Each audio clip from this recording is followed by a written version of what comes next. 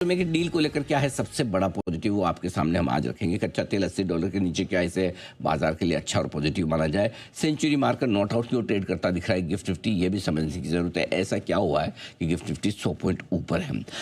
Gap up opening पे खरीदना है या बेचना है, और साथ ही साथ निफ्टी और बैंक निफ्टी का ब्रेकआउट क्या कन्फर्म होता हुआ दिख रहा है। ब्रेकआउट कन्फर्म हुआ है तो फिर अगले बड़े टारगेट्स क्या बनेंगे बाजार के लिए, और दोनों ही निफ्टी और बैंक निफ्टी पर एफआईएस की खरीदारी से क्या सपोर्ट आएगा, क्योंकि शुक्रवार को एफआईएस की खरीदारी का आंकड़ा आता दिखा है। For a change, just for your information, किन छोटे शेयरों में है खरीदारी का मौका, क्योंकि शुक्रवार को गिरे भले हम निफ्टी बैंक निफ्टी सेंसेक्स पे, लेकिन मिड कैप और स्मॉल कैप शेयर हरे निशान में बंद हुए, यानी कि वहाँ मूड माहौल थोड़ा कुछ अलग ही है, अलग ही।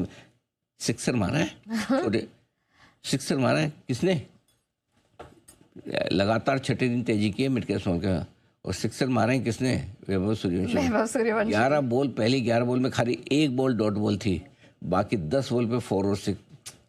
एक्शन छोटे और मजोले में है। मतलब इतने सारे वैभव सूर्यवंशी हमारे पास में मार्केट में। आइए किन छोटे शेयरों में अब आपके लिए है खरीदारी का मौका। क्या 1350 को पार करेगा आईसीसी बैंक, इसका मतलब ये नहीं कि रोहित शर्मा अच्छा नहीं खेल रहे हैं। अफगानिस्तान के अगेंस्ट में यशस्वी जायसवाल और रोहित शर्मा ने भी दमदार एक्शन दिखाया। और अब क्या सोना चांदी खरीदने का समय आ चुका है, क्योंकि जो लेवल्स हमने दिए थे डॉलर्स पे लगभग वहाँ पर पहुँच चुका है गिरते पड़ते। और अब अगर आप अभी सबको पूछेंगे तो कहेंगे और नीचे जाएगा और नीचे जाएगा, लेकिन गिरते बाजार में सबको खराब और चढ़ते बाजार में सबको अच्छा लगता है। लेकिन आप गिरते बाजार में कहीं खरीदेंगे तो ही होगा आपको बढ़िया फायदा। चलिए, इक्विटी के साथ साथ कमोडिटी मार्केट और दूसरे एसेट क्लासेस में भी जी बिजनेस रखता है बेहतरीन पकड़, उस पर तो हम फोकस करेंगे। लेकिन सर क्या लग रहा है, ये ट्रम्प साहब ने तो बहुत दिमाग खाया लास्ट के 3 दिनों में, लेकिन क्या लग रहा है फाइनली डील हो रही है नहीं हो रही, युद्ध खत्म हो रहा है नहीं हो रहा है, क्या लग रहा है? 2 ही चीजें हैं सबसे इम्पोर्टेंट। क्या वो कहते हैं कि अंत में सब ठीक हो जाए तो all is well and oil is well. है ना, सब अगर ऑयल इज वेल तो हमारे लिए ऑयल इज वेल।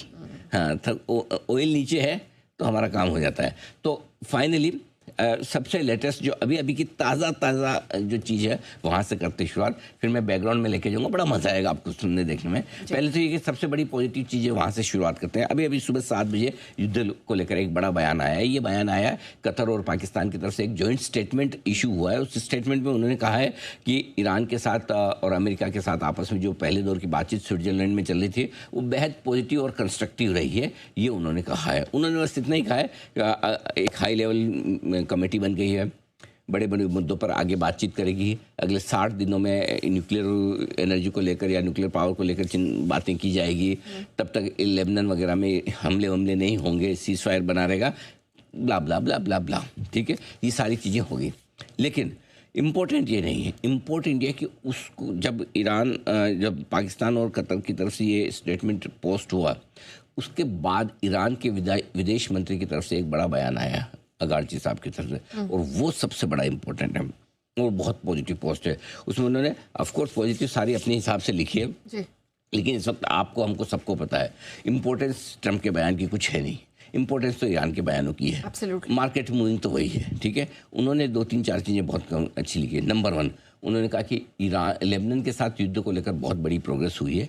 एक पहली चीज़, क्योंकि लेबनान इस वक्त क्या है, दोनों देशों के बीच में बस फंसा हुआ है मामला, क्योंकि इजराइल हमले नहीं रोक रहा और ईरान ये चाहता है कि जब तक लेबनान पे आप हमले ना रोको तब तक हम युद्ध के लिए बातचीत के लिए तैयार नहीं होंगे। तो पहली चीज़ ईरान के विदेश मंत्री ने कहा है। दूसरा ने कहा कि ईरान पर से ऑयल और पेट्रोलियम प्रोडक्ट्स एक्सपोर्ट करने को लेकर बैन हटा दिया है, हॉर्मुज पूरी तरह से खुला हुआ है। तीसरा स्टेटमेंट ईरान की तरफ से, ईरान की चुनिंदा जब्त की हुई संपत्ति, सारी तो नहीं, कुछ संपत्ति है जो अमेरिका छोड़ देगा। ईरान के रीडेवलपमेंट और रिकन्स्ट्रक्शन पर बड़ा एक प्लान तैयार होता दिखा है। ये सारी चीज़ें उनकी तरफ से आई है और इस पोस्ट ने पूरे वीकेंड पर चले हुए ड्रामे और अटकलों पर फुल स्टॉप लगाया है और इसी के बाद कच्चा तेल आपका $80 के नीचे आता हुआ भी दिखा है। तो ये इस वक्त की सबसे बड़ी चीज़ जो इम्पोर्टेंट है आपके लिए। ओके, लेकिन सर ये जो डील के बाद हमने एक वीकेंड का ड्रामा होता हुआ दिखा, जरा उसके बारे में भी बताइए सर। अरे पूछो मत, मैं मतलब ऑनेस्टली अब मैंने आज एक चीज़ डिसाइड की है। क्या? और ये कि मैं ना जो भी युद्ध को लेकर स्ट्रेटेजी बनानी है, जो भी मुझे ग्राफिक्स बनाने हैं, जो भी मुझे इन्फॉर्मेशन लिखनी है, जो भी मुझे एनालिसिस लिखना है, मैं फ्राइडे से शुरू ही नहीं करूँगा, सीधा मंडे मॉर्निंग को करूँगा। मतलब और नहीं कोई लेवल्स निकाल के रखूंगा। एक टाइम ऐसा आता है कि अरे ये क्रूड तो 85 होने वाला है, दूसरे लगता है 75 होने वाला है। इतना ऊपर नीचे, इतना ड्रामा। सुनिए क्या हुआ। पहले शुक्रवार को अमेरिका ने इजराइल लेबनान के बीच में 23 से 25 जून की बातचीत का ऐलान किया था। सीज फायर का ऐलान किया था, बातचीत नहीं, सीज फायर का ऐलान किया था, ठीक है। शनिवार को ईरान ने हॉर्मुज बंद करने की घोषणा की। बोला कि हॉर्मुज बंद, मतलब आप लेबनान पे हमला कर रहे हो, सबकी हालत ख़राब है। हॉर्मुज बंद। अच्छा, बाय द वे 4-5 जहाज ही निकले थे संडे को, ज़्यादा निकले नहीं। लेबनान पर इजराइल हमले के कारण उन्होंने हॉर्मुज बंद किया। अब शनिवार को ट्रंप ने उल्टा स्टेटमेंट दिया, हॉर्मुज खुला है, हम कह रहे हैं खुला है, ईरान कह रहा है बंद, इनका दावा है खुला है। दोनों आपस में अपने अपने दावे कर रहे हैं, ठीक है। भारत के इस बीच 3 जहाज हमारे वहाँ से निकल गए, थैंक गॉड, बहुत बढ़िया। शनिवार शाम को स्विट्जरलैंड पहुँचे भाई साहब जेडी वेंस साहब, ईरान से बातचीत करने के लिए। ईरान का दल भी बाद में पहुँच गया वहाँ पर। पहले राउंड की बातचीत भी होगी। अब दोनों टीमें वहीं पर है, बातचीत चल रही है। पहले दौर की तो हो गई, अब दूसरे की होगी नहीं होगी पता नहीं। इस बीच बातचीत के बीच में रविवार शाम को, मतलब कल शाम को, बड़ी तगड़ी धमकी आई है ट्रंप साहब की तरफ से। और उन्होंने बोला कि लेबनान में अगर ईरान हिजबुल्लाह का सपोर्ट करना बंद नहीं करता तो हम बहुत पहले से ज़्यादा बड़ा हमला करेंगे, तबाह कर देंगे। अब ये पता नहीं कहाँ से आई, ठीक है। तो ये इस चीज़ को लेके ईरान थोड़ा सा है ना, मतलब कि यार ये आदमी बराबर नहीं है, बार बार कुछ भी स्टेटमेंट देता है। तो वो सारी चीज़ें जो है बड़ा मुश्किल वाला। लेकिन क्या मतलब हुआ? मतलब अब पीस डील की तरफ आप बढ़ चुके थे, आपने सिग्नेचर कर दिया दूसरे प्रतिनिधियों के साथ और यहाँ पर प्रेसिडेंट मैक्रोन के साथ खिसियाए हुए हैं। वो एक रेस्पेक्टेबल एग्जिट चाहते हैं। वो क्या चाहता है कि ईरान बस एक बार बोल दे कि हमने अमेरिका की सारी बातें मान ली, बाकी मानने वाली अमेरिका सारी बात ईरान की, लेकिन ईरान खाली बोल दे, उनकी इज्जत बच जाए। वो पूरा वो फेस सेविंग वाली एक्सरसाइज चल रही है। लेकिन इस चक्कर में वो कुछ भी बोल जाते हैं, कुछ भी कर जाते हैं, उससे उनकी पूरी दुनिया भर में किरकिरी हो रही है।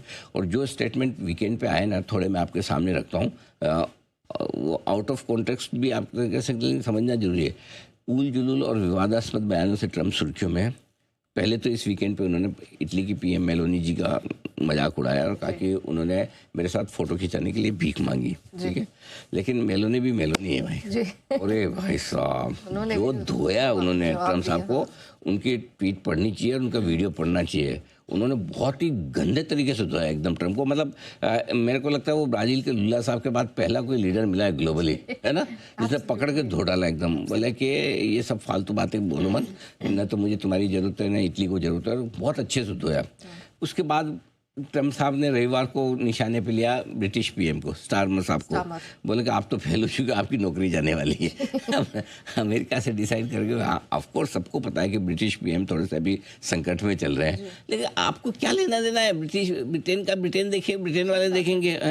लेकिन क्या होगा अब, उनके ये जो बेतुके बयान आ रहे हैं जिससे ग्लोबली अनसर्टेनिटी हो रही है, सारे लीडर्स नाराज हो रहे हैं। एक एक करके आप देखिए ना, फ्रांस, ब्राज़ील, फ्रांस के मैक्रो साहब के लिए ख़राब बोले, ब्राज़ील के लुल्ला साहब तो खुल के उनको बोलते ही हैं, दक्षिण अफ्रीका वाले की बेइज्जती की, यूक्रेन कनाडा वालों की बेइज्जती कर चुके हैं, जर्मनी की बेइज्जती कर चुके हैं, मतलब इटली का एक। तो अब ये क्या है, नहीं सुधरेंगे ना तो अमेरिका और ग्लोबल लेवल पे है ना, धीरे धीरे एक्सेप्टेंस कम हो जाएगा। और फर्ज करें, ठीक है अमेरिका दुनिया का दादा है, बड़ा देश है, लेकिन अगर सारे देश एक साथ खड़े हो गए ना कि जाओ तुम्हें नहीं करना ट्रम्प, तो तुम लगा लो टेरिस, तुम भी बाकी दुनिया के बगैर कैसे जिंदा रह सकते हो? करेक्ट। तो वो चीज़ें ठीक नहीं है एक्चुअली। और न तो पूरी दुनिया, नहीं अमेरिका की जनता इन्हें लंबे समय तक ऐसे झेलेगी। ये दिक्कत वाली बात तो है उनकी तरफ से जो हो रहा है ना, वो ठीक नहीं है। वो बहुत ग्लोबल अनसर्टेन है। और एक्चुअली लोगों को अब समझ में आ रहा है ये ट्रम्प कर क्यों रहे हैं कि उन्हें करने हैं ट्रेड, उन्हें मार्केट ऊपर नीचे करके पैसा बनाना है, और इसलिए उनकी मस्ती चल रही है सारी। और ये धीरे धीरे सबको समझ में आ रहा है। आपको तो याद है युद्ध के बीच में ईरान वालों ने भी डाला था, हमारे नाम पे कुछ भी ट्वीट डालते हैं कि हम तैयार ही हैं, उनको मार्केट ऊपर नीचे करके पैसा बना। अब सबको समझ में आ रहा है this is something wrong actually. So देखो अभी तक जब तक उनका, देखो कोई भी, मैं एक ही सिंपल सी चीज़ है, बलवान कोई भी नहीं है, समय बलवान है। और समय पलटते हुए देर नहीं लगती, किसी का भी पलट सकता है, ट्रम्प का भी पलट सकता है। हम तो सिर्फ इतना ही मानते हैं 940-935 दिन बचे हैं उनके प्रेसिडेंटशिप का। हम तो लॉन्ग टर्म इन्वेस्टर है, 3 साल वाले, 3 साल बाद तो ट्रम्प नहीं रहेंगे प्रेसिडेंट, फिर अपने ही राज है।